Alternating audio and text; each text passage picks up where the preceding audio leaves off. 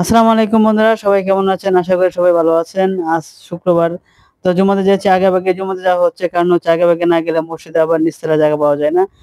তো রাস্তায় যখন বের হই তখন থেকে প্রচুর রোদ উঠছে। তো আকাশটা দেখলাম পরিষ্কার। এজন্য আজকে রোদটা একটু বেশি। তো যে কথা সেই কাজ, মসজিদের ভিতরে ঢুকে দেখি আসলে নিচতলায় কোনো জায়গা নাই। যাক, আজকের শায়েখের আলোচনার বিষয় ছিল আপনার সবর সম্পর্কে। তো সুন্দর আলোচনা করছে, অনেক কিছু শিখলাম, অনেকগুলো হাদিস বলছে।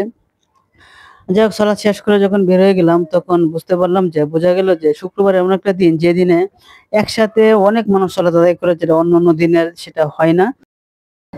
আসসালামু আলাইকুম, আমি মুস্তাকিম। প্রতিদিনের মতো আজকেও আপনাদের সাথে শুক্রবারের দিনে কিছু কথা শেয়ার করি। সেটা হচ্ছে যে শুক্রবার হচ্ছে অন্যান্য দিনের তুলনায় এটা হচ্ছে অন্যরকম একটা দিন। কারণ হচ্ছে এই দিনে একসাথে অনেক মানুষ সালাত আদায় করে, যেটা অন্যান্য দিনে আসলে সেটা হয় না। শুক্রবারের দিনটা হচ্ছে গরিবের একটা হজের দিন, এই জন্য শুক্রবার দিনটা আরো অন্যরকম মনে হয়। তো আসলে শুক্রবার দিনটা আমার কাছে খুব ভালো লাগে। দেখা হচ্ছে পরের ভিডিওতে। আর যদি ভিডিওটা ভালো লাগে তাহলে অবশ্যই যাওয়ার আগে আমার চ্যানেল সাবস্ক্রাইব করে যাবেন। আমি মুস্তাকিম, আপনার পাশে।